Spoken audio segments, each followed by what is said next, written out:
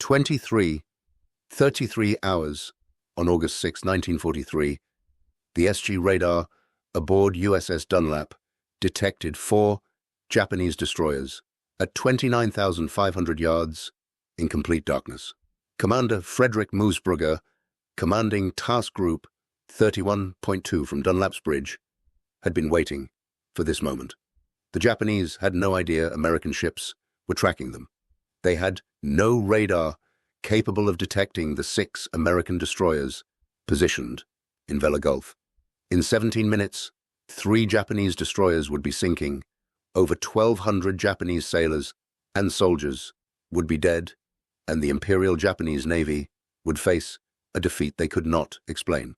The Americans would suffer 0 casualties, 0 damage. A perfect victory achieved through technology the Japanese could not see and tactics they could not counter.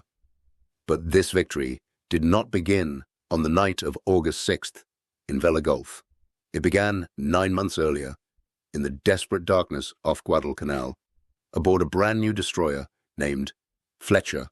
If you're enjoying this deep dive into the story, hit the subscribe button and let us know in the comments from where in the world you are watching from today. November the 13th, 1942. USM Fletcher was the 13th ship in line with Task Force 67 steaming toward Guadalcanal. Friday the 13th, the ship's hull number was 445. 4 plus 4 plus 5 equals 13. The crew noted these coincidences nervously.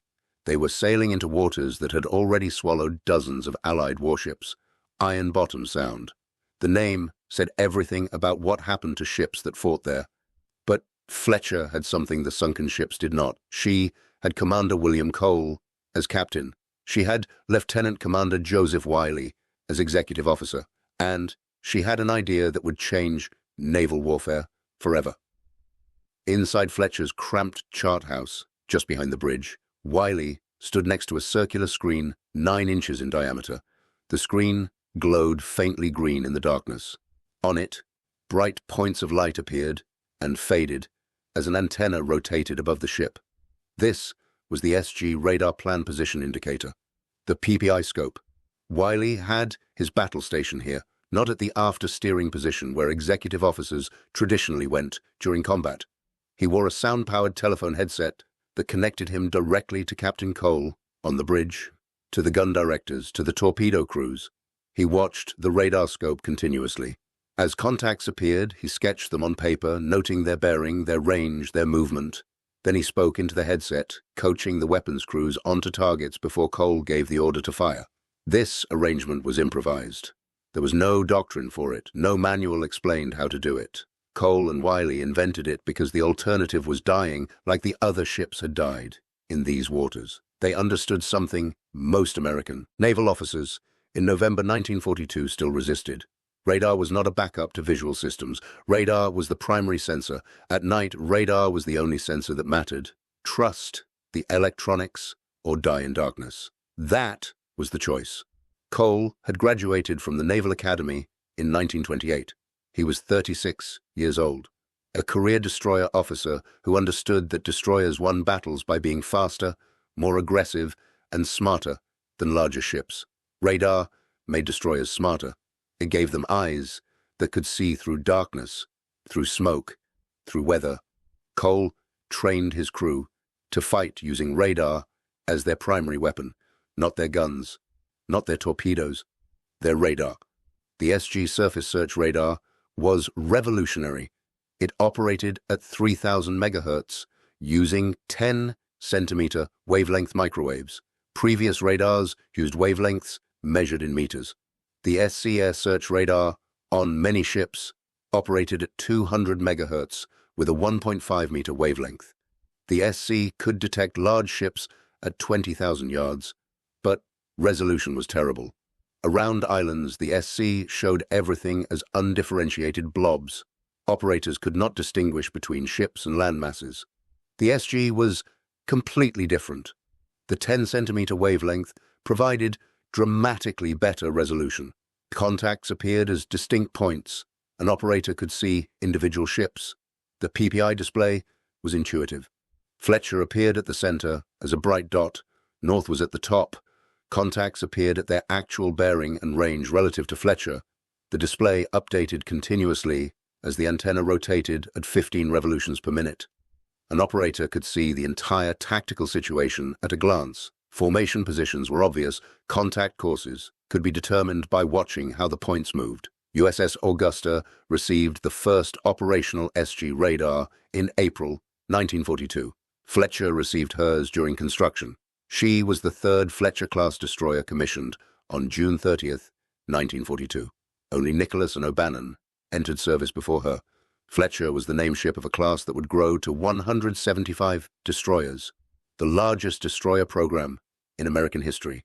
She carried 5-inch guns in single mounts, 10 21-inch torpedo tubes in 2 quintuple centerline mounts.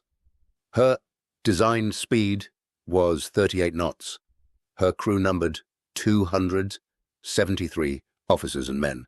She displaced 2,100 tons, fully loaded.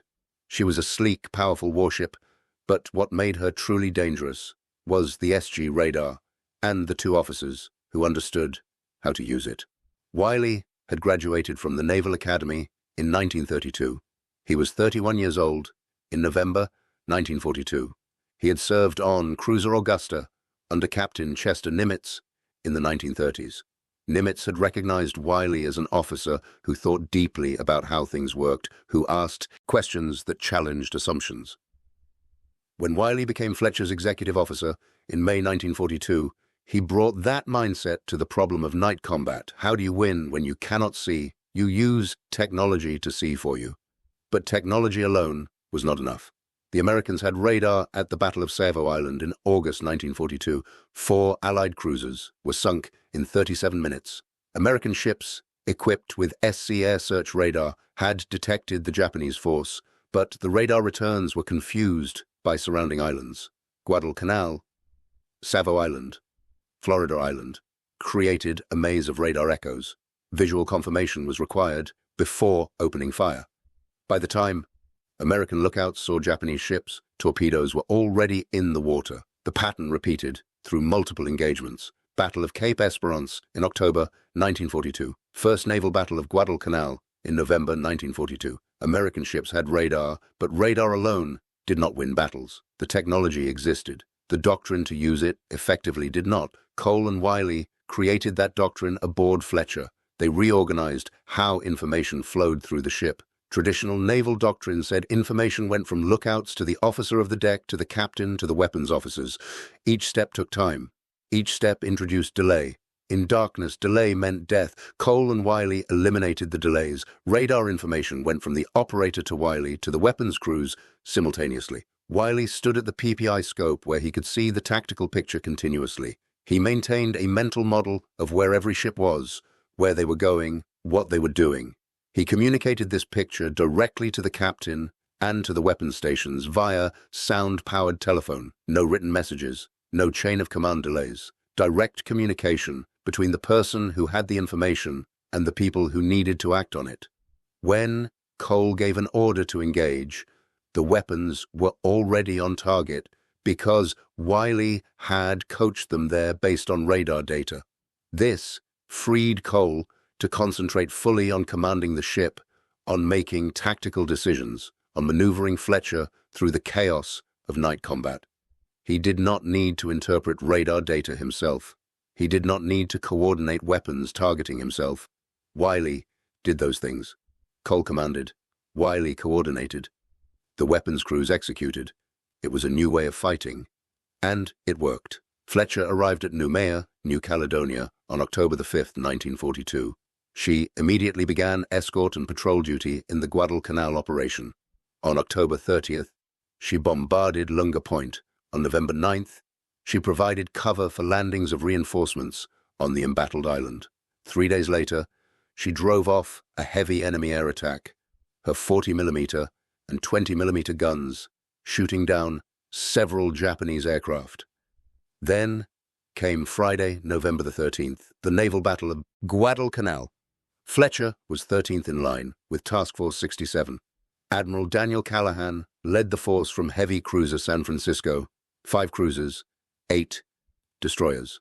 Their mission was to intercept a Japanese force that included battleship Hiei and multiple cruisers and destroyers approaching to bombard Henderson Field. The two forces met in darkness shortly after midnight. The battle became a point-blank brawl. Ships fired at muzzle flashes. Searchlights blinded gun crews. Japanese and American ships were intermixed in the darkness, sometimes firing at each other from less than 2,000 yards. It was chaos, complete tactical chaos. Ships maneuvered independently. Formations fell apart. Friend and foe could not be distinguished visually. But Fletcher had radar. Wiley stood at the PPI scope, sketching the contacts, tracking their movements, calling information to Cole. Fletcher fired guns and torpedoes in the general melee. Japanese destroyer Udachi was hit multiple times and sank. Battleship Hiei was damaged by multiple shell hits from American cruisers and destroyers. Hiei would be finished off by carrier and marine aircraft the next day.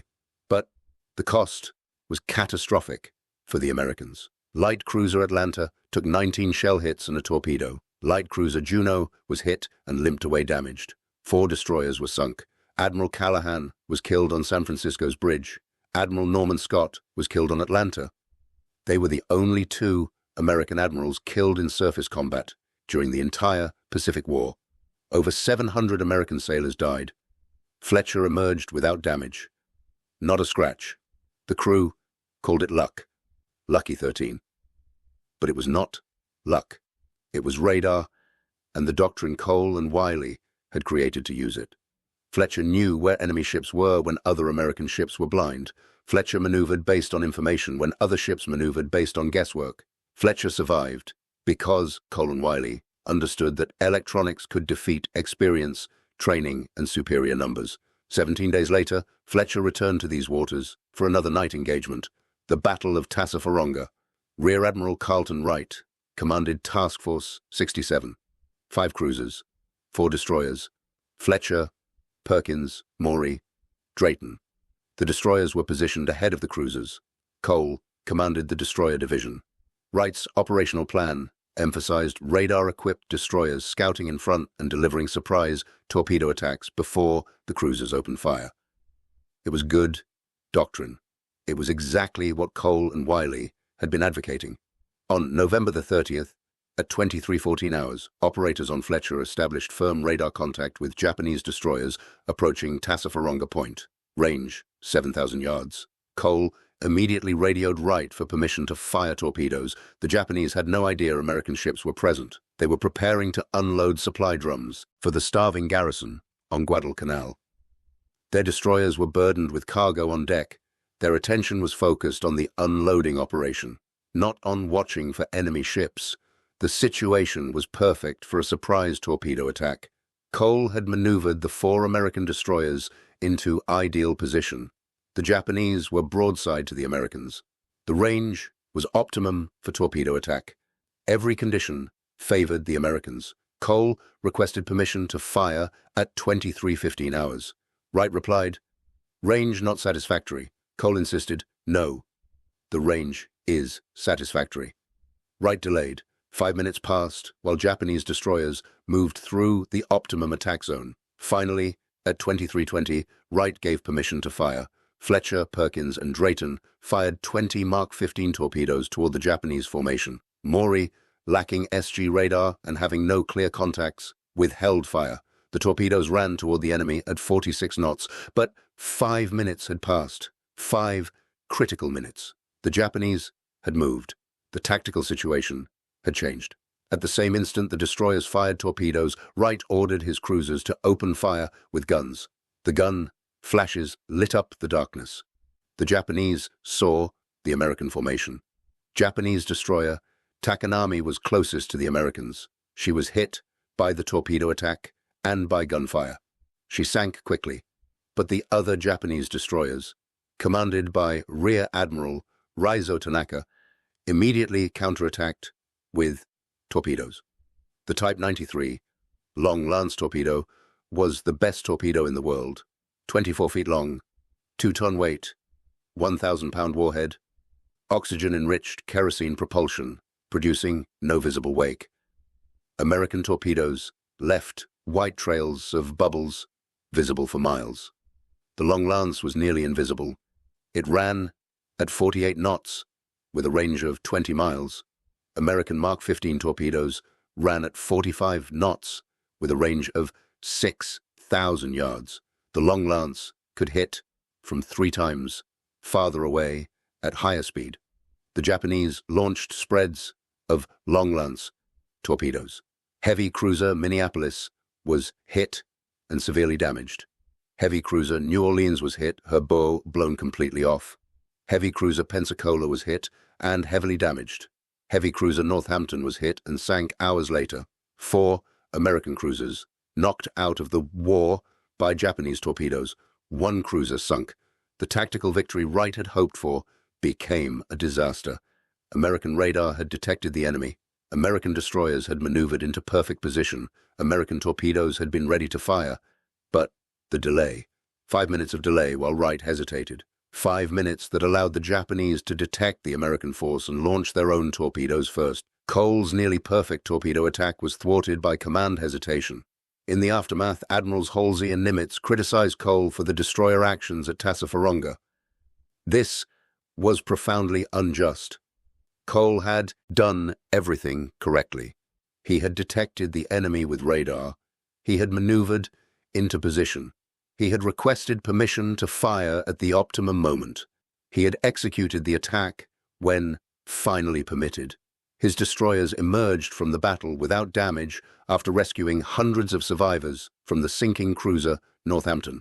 Fletcher alone rescued 646 men from the water using cork-floated cargo nets to take great groups of them at once. But credit for innovation is often denied in the moment. The immediate reaction to Tassafaronga was that training was inadequate, that torpedoes were unreliable, that American forces could not match Japanese skill at night combat. These conclusions were partially correct. American Mark 15 torpedoes had terrible problems with magnetic exploders that often failed to detonate. Depth settings were wrong. Many torpedoes ran beneath targets without exploding. By mid-1943, most of these problems would be fixed. But the deeper lesson of Tassafaronga was about doctrine, not weapons. Cole had demonstrated that radar-directed destroyer attacks could work. Wright's hesitation to trust that doctrine had cost 4 cruisers. Within weeks, the Navy began examining what Cole and Wiley had accomplished on Fletcher. Other destroyer captains came to Fletcher in motor whaleboats. Cole and Wiley explained their techniques, how they organized the radar information, how they communicated between the PPI scope and the bridge, how they coached weapons onto targets before orders were given to engage. The techniques spread informally at first, ship to ship, captain to captain. In December 1942 and January 1943, Fletcher remained in the Solomons conducting patrols, bombarding shore targets, rescuing downed aviators, covering new landings. Her crew refined their methods continuously. Other ships began adopting similar practices. Then in June 1943, Wiley received orders to Pearl Harbor. He was placed in command of a newly formed Combat Information Center school. His mission was to create the first CIC handbook for destroyers, Pacific Fleet. Wiley led a team that synthesized everything learned from Fletcher's experiences and from other ships that had begun using similar techniques. The handbook was approximately 25 to 30 pages. It specified what a combat information center should contain, how it should be arranged, how it should be managed, how information should flow from radar operators to plotters to weapons coordinators to the captain. The handbook codified doctrine. It took the improvised methods Cole and Wiley had created and turned them into standard procedure for the entire fleet. The result was revolutionary. Within months, destroyers throughout the Pacific Fleet were being retrofitted with dedicated CIC spaces.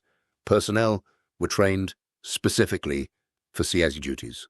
Radar operators, plotting specialists, communications coordinators. The CIC became the nerve center of the ship where all information from all sensors converged into a single tactical picture. Meanwhile, Fletcher continued operating. She left Espiritu Santo on June 19th for a stateside overhaul, returning to Noumea on September the 27th. She resumed operations in the Solomons until October 31st. She sortied with an aircraft carrier task force to provide air support for the invasion of the Gilbert Islands, fighting off a Japanese counterattack from the air on November 26th. She fired on Japanese aircraft on December 4th, when the task force came under air attack after striking Kwajalein Island. 15 battle stars. Fletcher would earn 15 battle stars for World War II service. She would participate in nearly every major campaign in the Pacific, from Guadalcanal through Okinawa. But her greatest contribution to the war was not the targets she destroyed. It was the doctrine she pioneered. Combat information centers became standard on every American warship.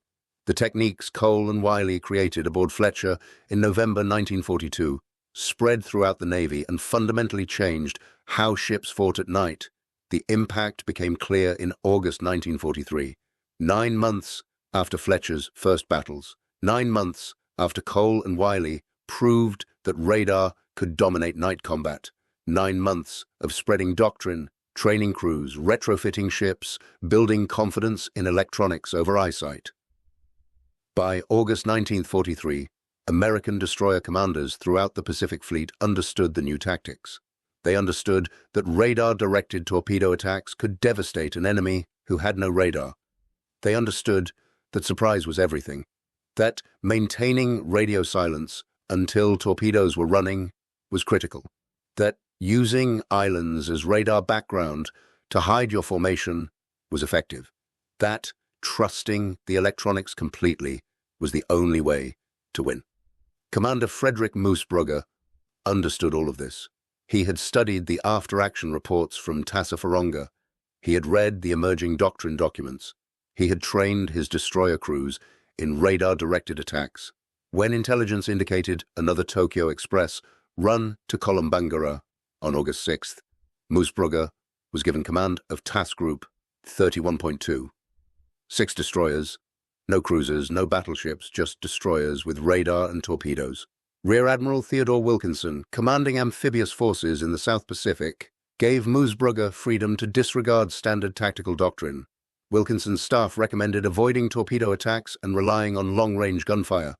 Moosbrugger stated his confidence in the destroyer's ability to utilize their primary weapon, torpedoes guided by radar. The mission was to intercept and destroy the Japanese destroyer force before they could reinforce Kolombangara. This was exactly the type of independent destroyer action that Cole had advocated, that Wiley had helped develop doctrine for, that Fletcher had proven was possible. Moosbrugger's 6 destroyers would put all those lessons into practice, and the result would be the most one-sided destroyer victory of the Pacific War.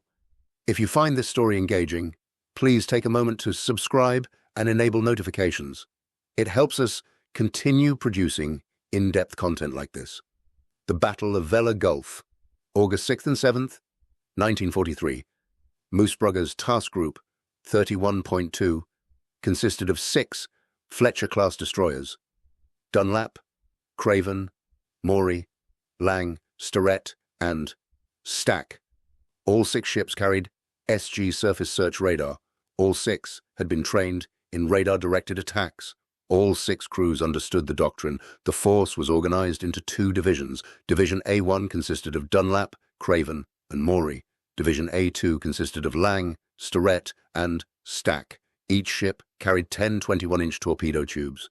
The divisions carried 20 torpedoes each for a total of 60 torpedoes available. More importantly, by August 1943, the torpedo problems that had plagued the Mark 15 had been largely corrected. Magnetic exploders had been fixed. Depth settings were accurate. Contact exploders worked reliably. American torpedoes were finally effective weapons. Moosbrugger convened a conference with all 6 destroyer captains before departure from Purvis Bay near Guadalcanal on the morning of August 6th. He reviewed the battle plan in detail. Division A1 would locate the enemy with radar and launch a silent torpedo attack. Division A2 would position to cross the Japanese T and provide gunfire support after the torpedoes hit. Radio silence, except for essential tactical reports. No searchlights, no gun flashes until the torpedoes were running. Use the islands as background to screen American movements. Trust the radar.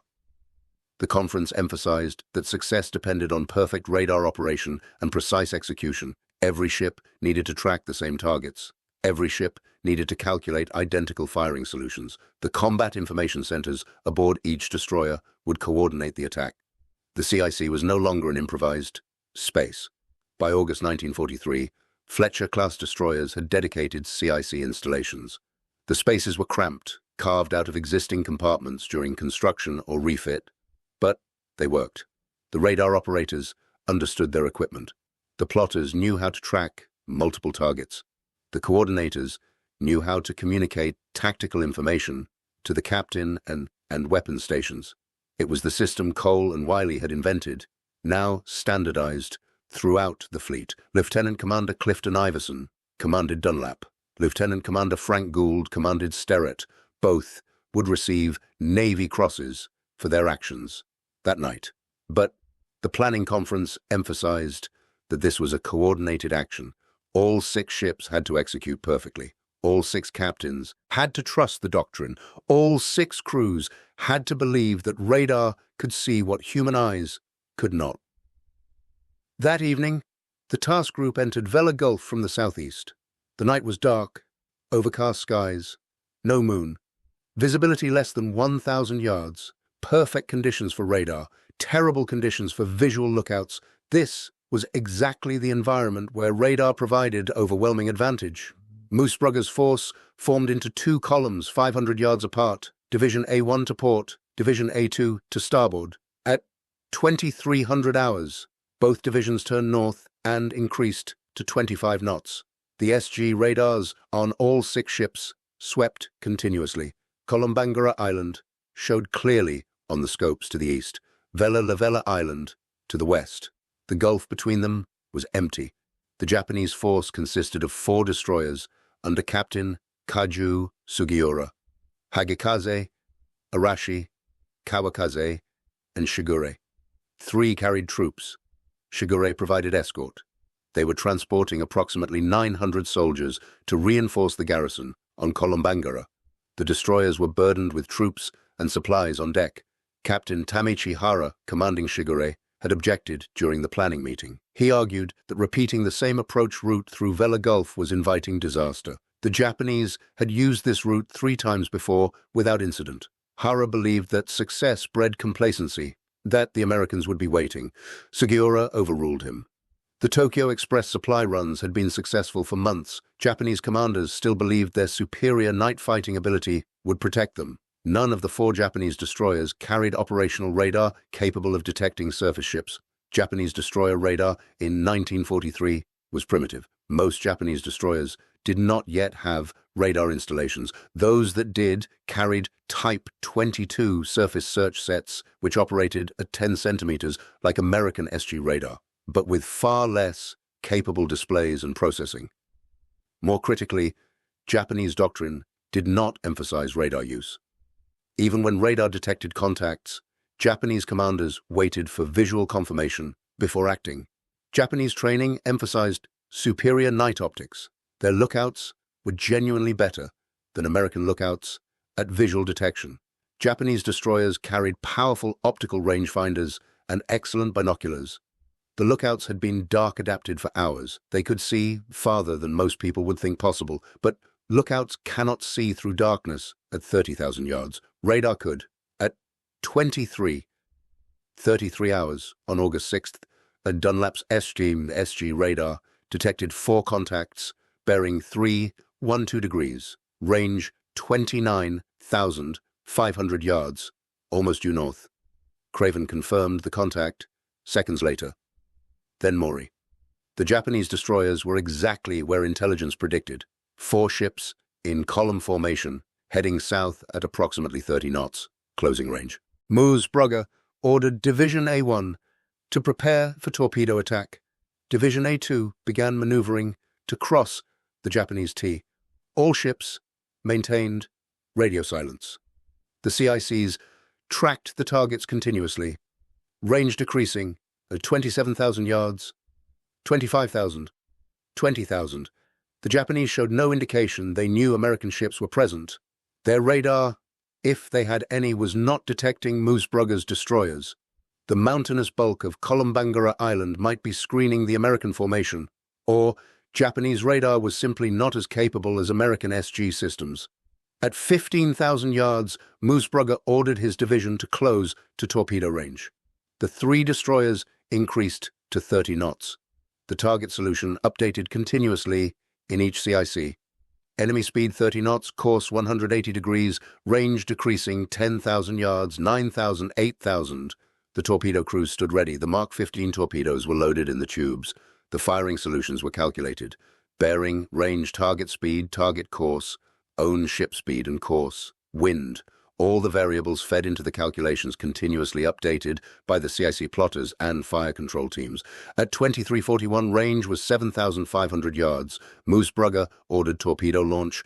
Dunlap fired 8, Mark 15 torpedoes. Craven fired 8, Maury fired 8, 24 torpedoes in the water in 63 seconds. All 3 destroyers turned hard to starboard immediately and increased to flank speed, using Kolombangara Island's dark coastline as a screen. They withdrew at maximum speed. The torpedoes ran toward the Japanese formation at 46 knots. Time to impact, approximately 4 minutes. Division A2 had positioned to starboard of the Japanese formation. Lang, Starrett, and Stack held fire, waiting. The torpedo tracks were invisible to everyone except the CIC plotters, who calculated impact times based on launch data. The Japanese had no warning. Their lookouts saw nothing. Their radar, if operational, detected nothing. The first indication they had of danger was when torpedoes arrived. At 23:46, the torpedoes hit multiple explosions. Hagikaze, Arashi, and Kawakaze were struck simultaneously. Beta erupted across all 3 destroyers. Secondary explosions as magazines detonated. Hagikaze caught fire immediately. Flames spread from midships through the superstructure. The bridge was enveloped in fire. Men jumped overboard to escape the flames. Arashi suffered similar damage. A torpedo struck her engineering spaces. The explosion ruptured boilers and fuel tanks. Superheated steam and burning fuel oil killed the engineering crew instantly. The ship lost power and began listing. Kawakaze took a torpedo in the forward magazine. The magazine detonated. The explosion was catastrophic. The entire forward section of the ship, from the bow to the bridge, disintegrated. The ship broke in 2. The forward section sank immediately. The aft section remained afloat, burning fiercely. Shigura, the 4th Japanese destroyer, had not been hit. A torpedo struck her rudder but failed to detonate. The defective exploder passed through the rudder without exploding, causing only minor damage. Commander Hara saw his 3 companions explode. He saw no American ships until Division A2 opened fire. Division A2 opened fire immediately after the torpedoes hit. 5-inch guns from 3 destroyers concentrated on the burning Japanese ships. The muzzle flashes lit the Gulf. Now the Japanese could see their attackers. But it was too late. Lang, Starrett, and Stack fired at targets already dying. The gunfire was devastating, but unnecessary. The torpedoes had done the work. Hagikaze and Arashi were both sinking. Fires raged uncontrollably. Secondary explosions continued as ammunition cooked off in the heat. Kawakaze had already broken in half and was going down. Hara on Shigure fired 8 torpedoes toward the American destroyers while making smoke and retreating at flank speed. All 8 long-lance torpedoes missed. The American destroyers maneuvered continuously, making them difficult targets in the darkness. Hara withdrew to the northwest at maximum speed. His ship was the only survivor. Moosbrugger's 6 destroyers reformed and swept the area. By midnight, Hagikaze and Arashi had both capsized and sunk. Kawakaze was gone. Shigure had escaped into the darkness, heading north. The engagement from first radar contact to final sinkings had lasted 26 minutes. American casualties. 1 sailor suffered a crushed hand in a non-combat accident during the battle. That was all. No American ships were hit. No American ships were damaged. No American sailors were killed by enemy action. Japanese casualties. 3 destroyers sunk. 685 Japanese soldiers lost, most by drowning. 525 Japanese sailors dead. Total Japanese casualties, approximately 1,210 men. The lopsided victory was unprecedented. American destroyers had never achieved such complete success in a night engagement. Moosbrugger's after-action report emphasized the role of SG radar. Quote, "The new SG radar made the success of this operation possible." He noted that radar allowed the American force to track the enemy from extreme range, position for optimal attack, and launch torpedoes before the Japanese knew they were present. The report also praised the combat information centers aboard each destroyer for processing radar data and coordinating the attack. But what Moosbrugger could not fully explain was why the Japanese had not detected his ships. Surely Japanese radar should have provided some warning. What nobody on the American side knew was that none of the 4 Japanese destroyers at Vella Gulf carried operational radar capable of surface detection. Captain Sugiura, who commanded the Japanese force, survived the sinking of Hagikaze. He was rescued and returned to Rabaul, emaciated and in disgrace. He filed his after-action report describing the engagement as an ambush by unknown forces. Sugiura reported that his destroyers came under torpedo attack with no warning. His lookouts saw nothing until American ships opened gunfire. He speculated that submarines might have been involved, or aircraft, or possibly coastal defense installations on Kolombangara. The possibility that 6 American destroyers had used radar to track his force from beyond visual range, calculate a perfect firing solution, and launch torpedoes silently did not appear in his report. The concept was outside the framework of how Japanese commanders understood night surface combat. Japanese naval intelligence analyzed reports from Vella Gulf and other recent engagements. A pattern was emerging.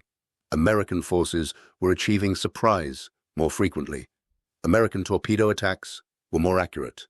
Japanese lookouts reported that American ships seemed to know Japanese positions before visual contact.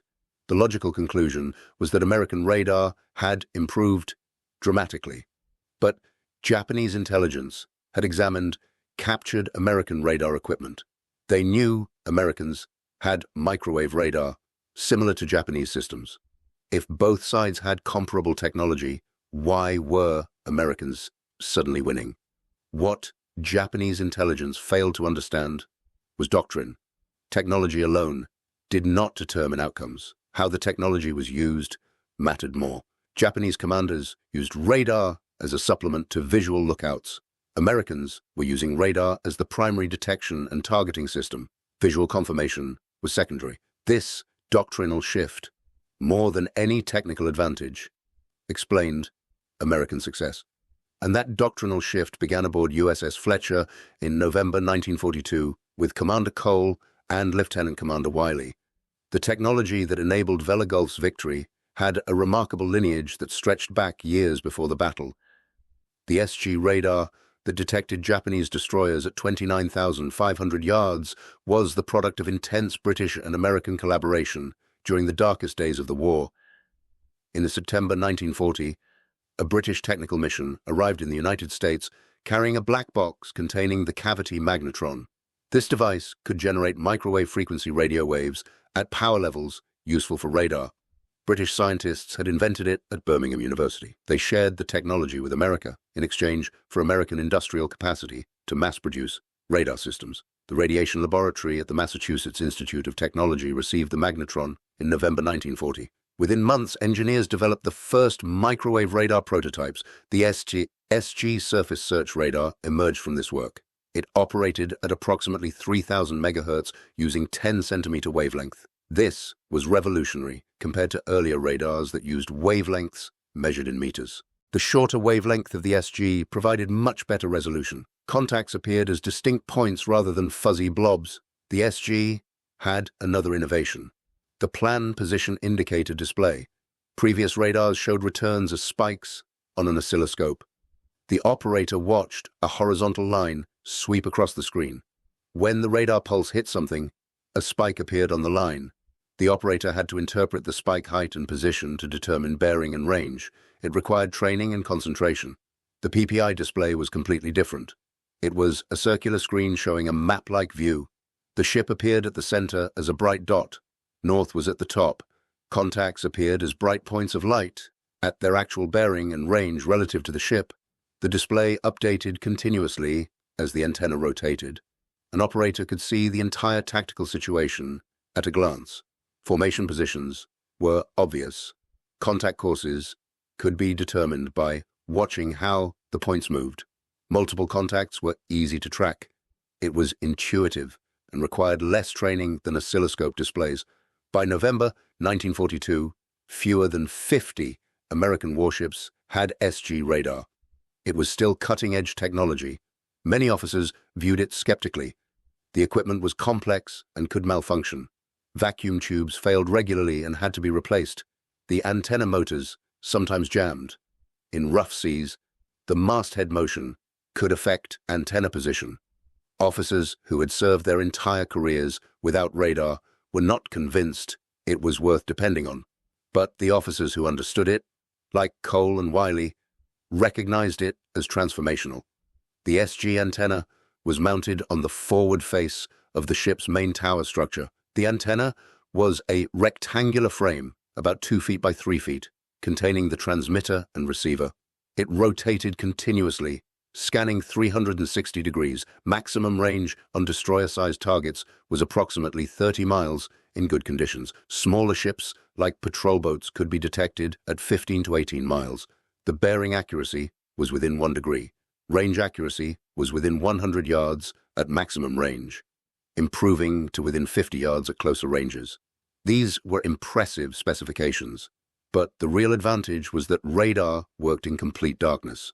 Visual lookouts were limited to a mile or less in the conditions at Vella Gulf. Radar could see 30 times farther. The impact of Vella Gulf spread rapidly through the Pacific Fleet. Within days of the battle, Moosbrugger's tactics were distributed to every destroyer squadron commander.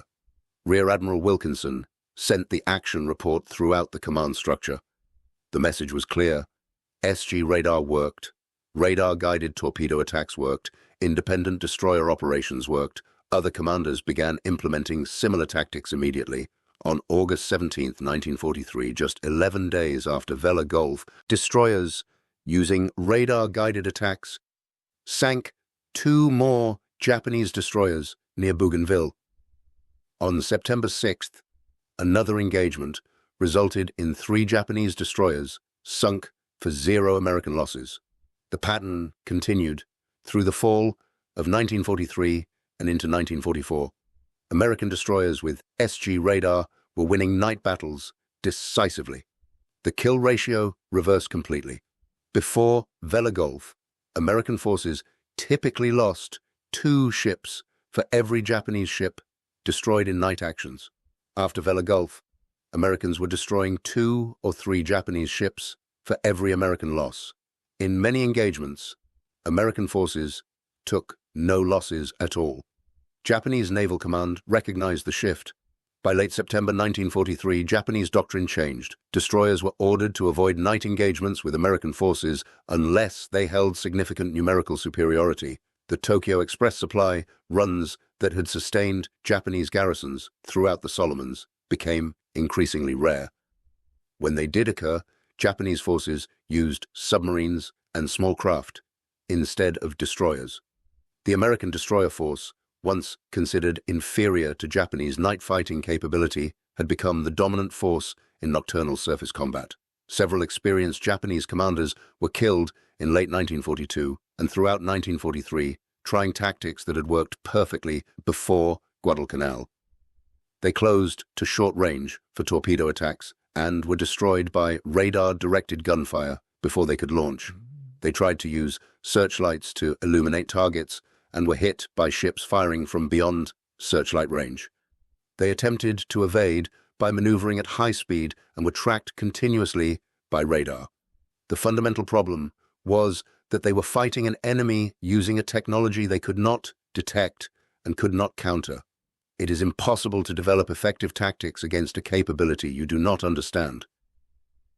Captain Sugiura, who commanded the Japanese force at Vella Gulf, was later appointed captain of heavy cruiser Haguro.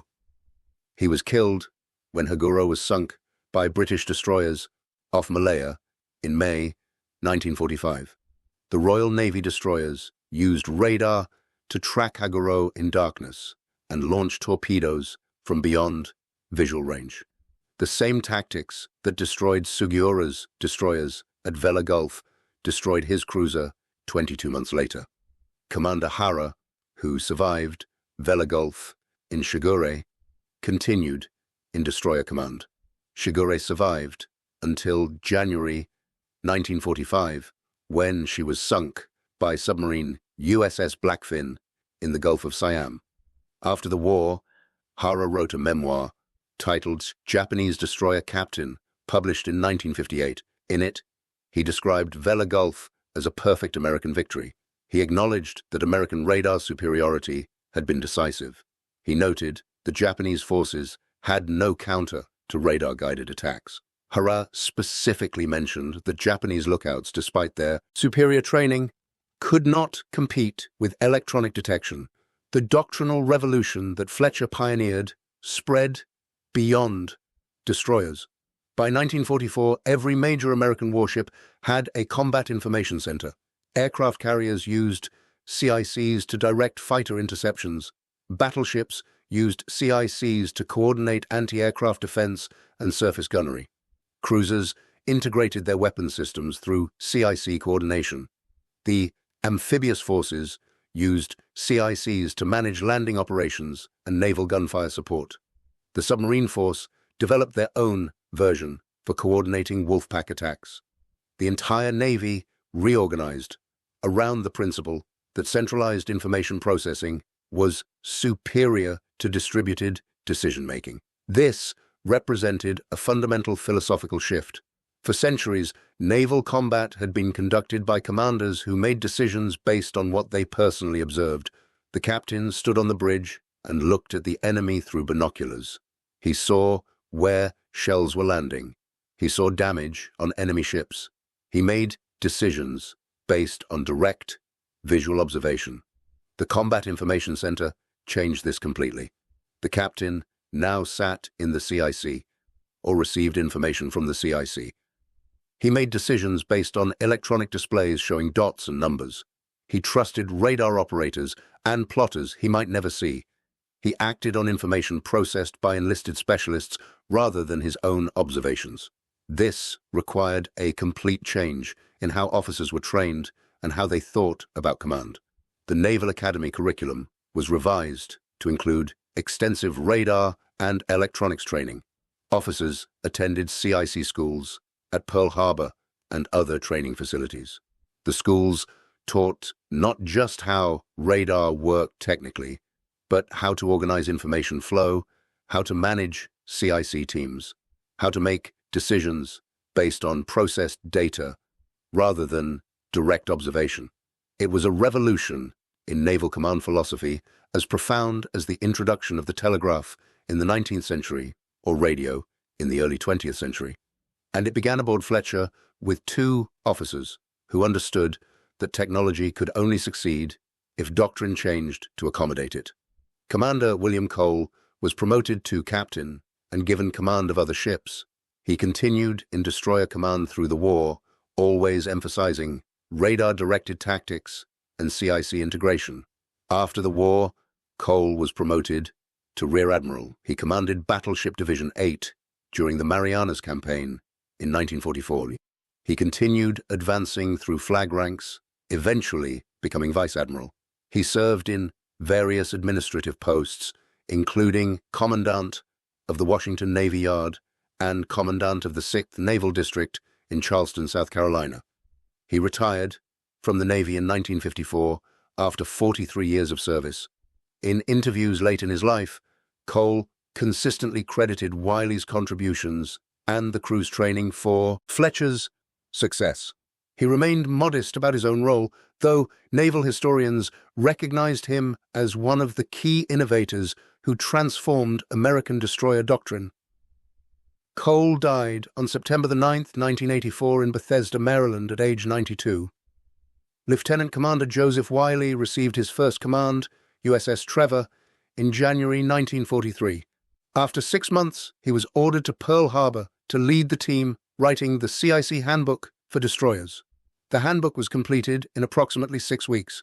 It was distributed throughout the Pacific Fleet in June 1943, just 2 months before the Battle of Vella Gulf. The timing was critical.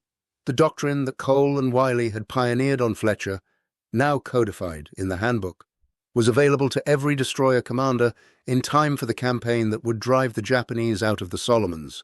Wiley later commanded USS Alt and completed his World War II service with a group tasked with countering kamikaze attacks during the planned invasion of Japan. After the war, Wiley continued to rise through the ranks, serving in increasingly important staff and command positions. He helped develop the doctrine for ballistic missile submarines in the 1950s, including the concept of having 2 alternating crews man a submarine to maximize time on patrol. He commanded cruisers and cruiser divisions. He served as Deputy Inspector General of the Navy and Deputy Chief of Staff of the Atlantic Fleet. He participated in Operation Power Pack in the Dominican Republic in 1965, for which he received the Legion of Merit. He served as Admiral John McCain Jr.'s deputy and helped oversee the official investigation into the 1967 USS Liberty incident. Wiley retired as Rear Admiral in 1972, but his greatest contribution to naval warfare was not his flag rank accomplishments. It was the Combat Information Center he helped create aboard Fletcher in November 1942, and it was his intellectual work after retirement. While commanding USS Arneb in 1953, Wiley began writing Military Strategy, a Theory of Power Control. The book was not published until 1967, but it became one of the most influential works on strategic theory written by an American naval officer. Wiley defined strategy as a plan of action designed to achieve some end, a purpose together with a system of measures for its accomplishment. He identified 2 patterns of strategy: sequential and cumulative. Sequential strategy was the linear approach, defeating the enemy step by step in a defined sequence. Cumulative strategy was the incremental approach, applying continuous pressure that gradually wore down the enemy's will and capability. Wiley's strategic thinking was deeply influenced by his World War II experiences. The Combat Information Center was a cumulative strategy. It did not win battles by itself. It enabled other systems to work more effectively. Radar provided information. The CIC processed that information into actionable intelligence. The weapons systems executed based on that intelligence. Each element was necessary but not sufficient. Together, they created a system that was greater than the sum of its parts. This was Wiley's insight. Victory came not from superior individual capabilities, but from superior integration of capabilities. The Japanese had excellent lookouts, excellent torpedoes, excellent destroyer commanders, but they could not integrate these capabilities as effectively as the Americans integrated radar, CIC coordination, and weapons control. Wiley died on January 29, 1993 in Portsmouth, Rhode Island, at age 81. He is remembered today primarily as a strategic theorist, but his practical contribution to naval warfare, the Combat Information Center, changed how every navy in the world fights. The modern combat systems aboard warships today are direct descendants of the improvised arrangement Cole and Wiley created aboard Fletcher in 1942. USS Fletcher herself continued her remarkable combat career through the end of the war. After operations in the Solomons and the Gilberts, she participated in the Marshall Islands campaign in early 1944. She screened battleships during bombardments and escorted invasion forces. She supported General MacArthur's New Guinea campaign from April through September 1944, providing gunfire support and anti-aircraft defense. She participated in the Philippines campaign beginning in October 1944. She was at the Battle of Leyte Gulf in October, the largest naval battle in history. She provided gunfire support for the Luzon landings in January 1945. On February 14, 1945, while firing on Japanese batteries at Los Cochinos Point during operations to clear Manila Bay, Fletcher took a direct hit from Japanese coastal artillery. The shell struck the ship, killing 8 men and wounding 3. One of the killed was water tender, second-class Elmer Bigelow. Bigelow was in the forward engine room when the shell penetrated and started fires. He fought the fire while securing boilers and preventing a catastrophic explosion. He continued fighting the fire even after being mortally wounded. He died of his wounds, but his actions saved the ship. Bigelow was posthumously awarded the Medal of Honor for conspicuous gallantry and intrepidity. Fletcher continued firing on the Japanese positions while controlling damage. 30 minutes after being hit, she was taking survivors off YMS 48, a minesweeper that had also been hit by Japanese fire. This was Fletcher's character. Hit by enemy fire, men dead and wounded, fires burning, and still she continued her mission. Still she rescued sailors from other ships. The crew called her Mother Fletcher. She earned that nickname. Fletcher participated in the assaults on Iwo Jima in February 1945 and Okinawa in April and May. She bombarded Japanese positions and provided anti-aircraft defense against kamikaze attacks. She was present at the Japanese surrender ceremony in Tokyo Bay on September 2nd, 1945. After the war, Fletcher made 2 trips across the Atlantic as part of Operation Magic Carpet, carrying over 1,600 soldiers from Europe to the United States. She was decommissioned on January 15, 1947, and placed in reserve. She was recommissioned on October 3rd, 1949 as DDE 445, an escort destroyer specialized in anti-submarine warfare. At the outbreak of the Korean War, she was one of the first American destroyers on the scene. She arrived in Korean waters on July 3rd, 1950, and began launching airstrikes against North Korea as part of the Valley Forge carrier group. She participated in the highly successful Incheon invasion in September 1950. She conducted shore bombardment operations, anti-submarine patrols, and carrier screening duties throughout the Korean War. She earned 5 battle stars for Korean service. After Korea, Fletcher continued to serve in the Pacific Fleet. She was redesignated DD 445 in June 1962, returning to her original destroyer classification. She deployed to Vietnam from 1965 through 1969, making 4 6-month deployments. She performed carrier plane guard duty, gunfire support for troops ashore, and coastal shipping interdiction. She endured typhoons, ice storms, back-to-back deployments, and even participated in atomic bomb tests at Bikini Atoll. Her service life spanned 27 years of active duty across 3 wars.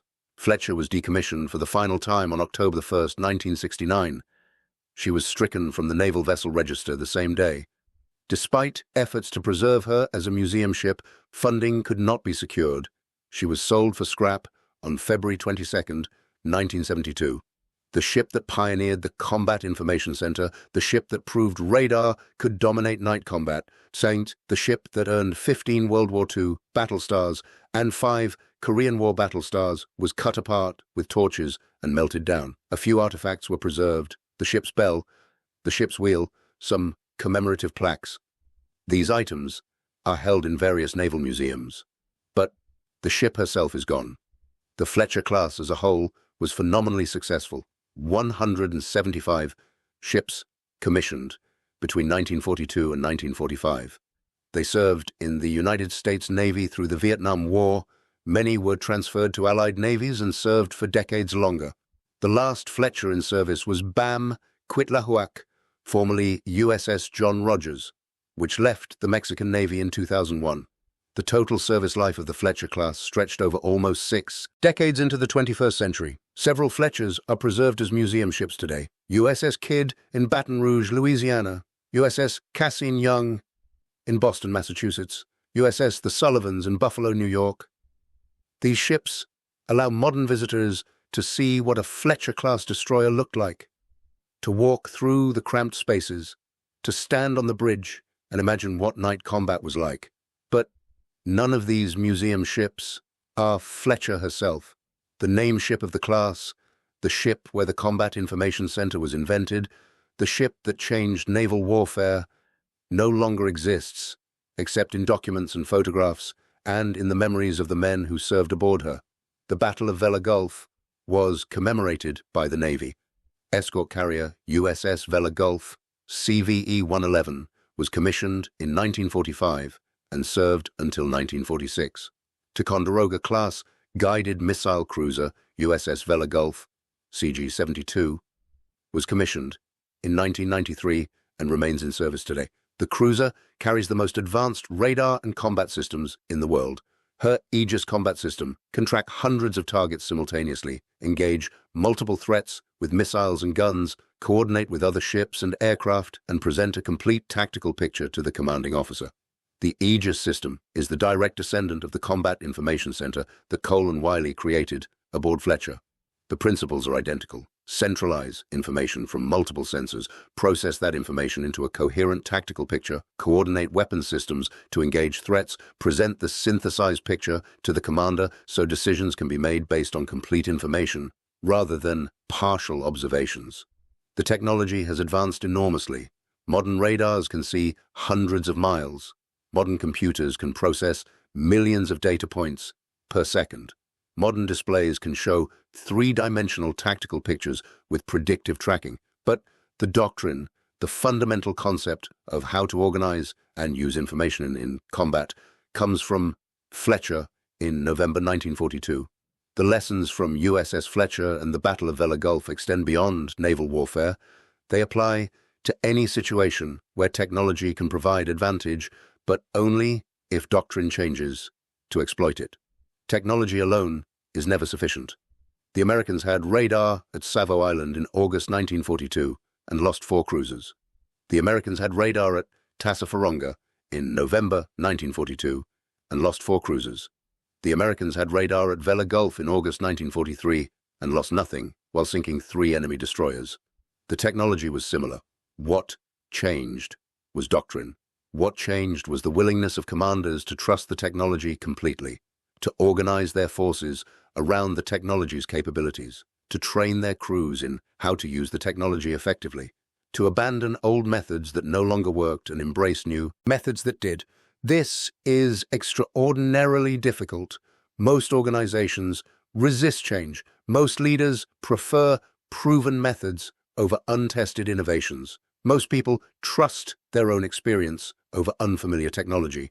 Cole and Wiley succeeded because they were willing to experiment. They created the first combat information center not because they were ordered to, but because they recognized a need and filled it. They trained Fletcher's crew in radar-directed tactics not because it was in the manual, but because they believed it would work. They fought at Guadalcanal and Tassafaronga using methods that contradicted established doctrine because they understood that the old doctrine was obsolete.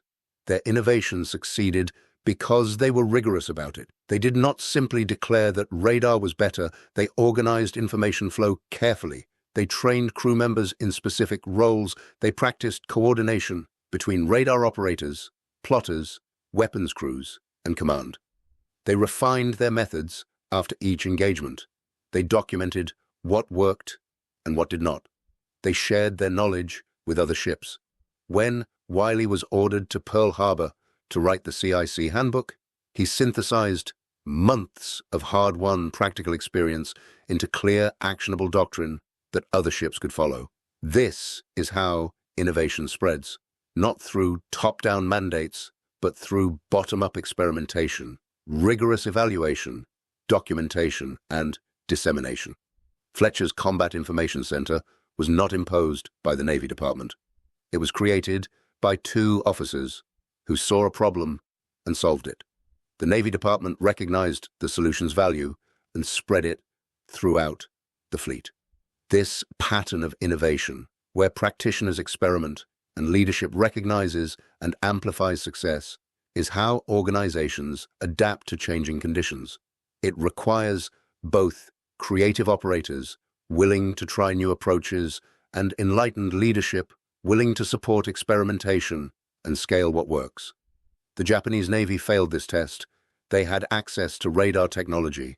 They captured American radar equipment from sunken and damaged ships. They examined it and understood the principles. They even developed their own radar systems, but they never fully integrated radar into their doctrine. They never reorganized their ships around radar capabilities. They never created the equivalent of the Combat Information Center. Japanese doctrine continued to emphasize visual detection and optical fire control. Radar remained a supplementary system. When Japanese ships encountered American ships using radar as the primary system, the Japanese were consistently defeated. By the time Japanese commanders recognized how fundamental the problem was, it was too late. American superiority in radar-directed combat was so complete by 1944 that Japanese surface ships avoided night engagements entirely. The lesson is that technology matters, but doctrine matters more. The side that adapts its doctrine faster gains decisive advantage. The side that clings to obsolete doctrine loses regardless of how brave or skilled its forces are. The men who served aboard Fletcher understood that they were part of something special. The ship's reunion group continued meeting for decades after the war. Survivors of cruiser Northampton, whom Fletcher rescued at Tassafaronga, attended Fletcher reunions for years afterward. The crew took pride in their ship's accomplishments. Lucky 13, the Fighting Fletcher, Mother Fletcher. These nicknames reflected affection and respect. Fletcher had brought them through battles that killed thousands of other sailors. She had pioneered tactics that changed naval warfare.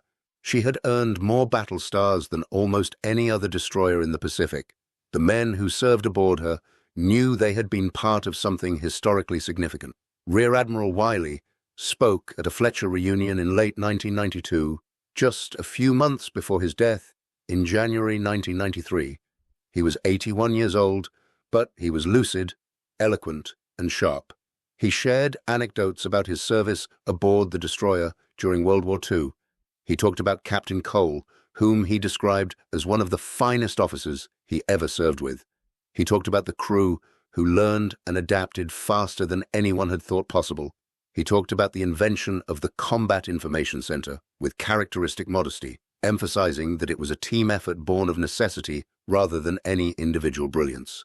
But Wiley also made a point about the larger significance of what Fletcher accomplished.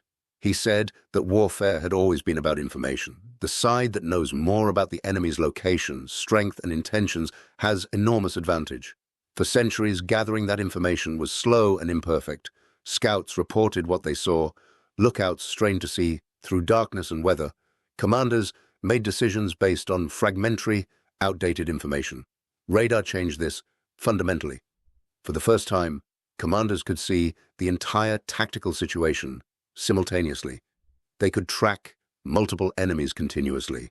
They could make decisions based on complete current information.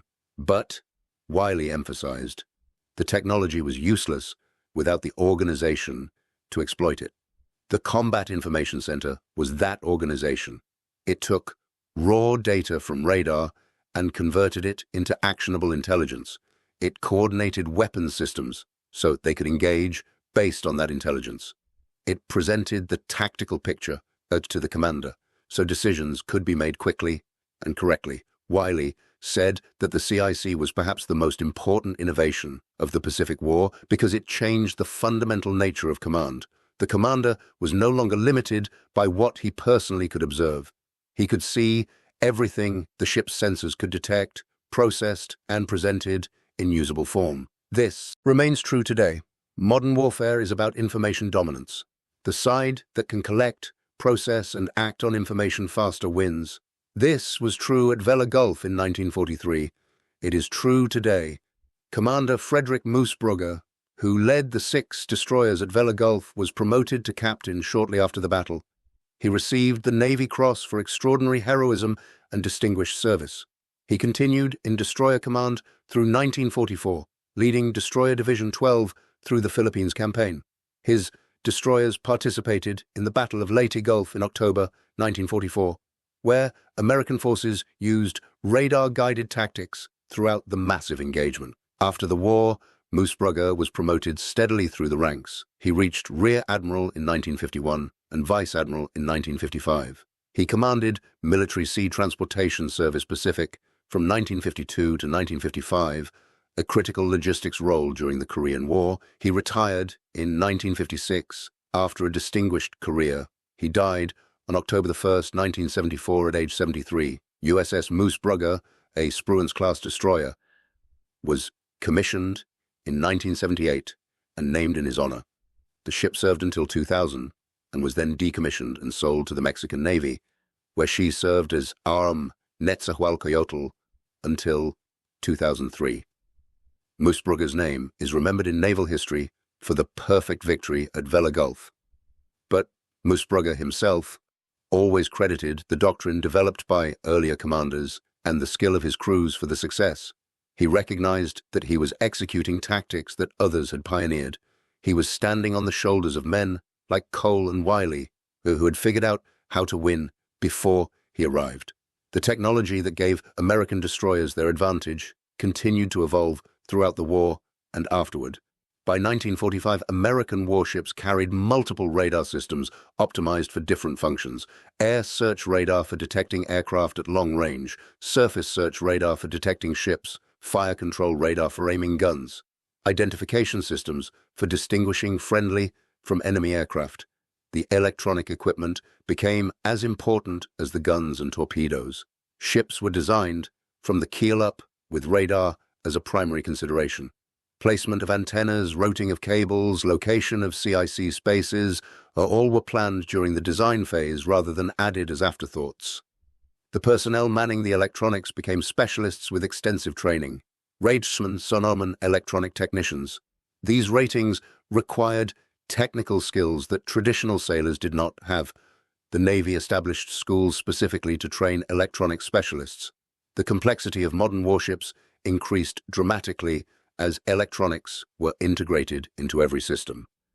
By the 1950s, early automation appeared. Analog computers processed radar data and calculated firing solutions without human intervention.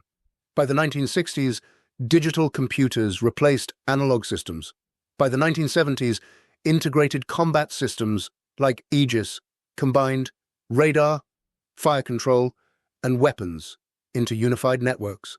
Today's warships are floating computer networks with sensors, weapons, and displays, all digitally linked. The Combat Information Center has evolved into the ship's combat system spaces, where watch teams monitor dozens of displays and manage hundreds of systems simultaneously. But the fundamental concept remains unchanged from what Cole and Wiley created aboard Fletcher. Centralize information, process it into actionable intelligence, coordinate weapons, present synthesized picture to commander. This is how modern warships fight. This is how modern military forces of all services fight. The principles transcend technology. They represent a fundamental understanding of how to organize human and technical capabilities for maximum effectiveness. The story of USS Fletcher and the Battle of Vella Gulf deserves to be remembered not just as naval history, but as a case study in innovation. It shows how individuals can change the course of warfare by recognizing opportunity, experimenting with new approaches, and rigorously developing doctrine that exploits technological advantage. It shows how innovation spreads through documentation and training rather than just individual genius. It shows how organizational culture that encourages experimentation and rewards success can adapt faster than cultures that resist change. These lessons apply far beyond naval warfare. They apply to any field where technology is changing faster than institutions can adapt. The question is always the same. Will we change our doctrine to exploit new capabilities, or will we cling to familiar methods that are becoming obsolete? Fletcher's story says the change is possible, that individuals can drive it, and that the rewards for successful adaptation are decisive. At Vella Gulf, on the night of August 6th and 7th, 1943, 6 American destroyers achieved a perfect victory. 3 enemy destroyers sunk. Over 1,200 enemy casualties, 0 American casualties, 0 American damage.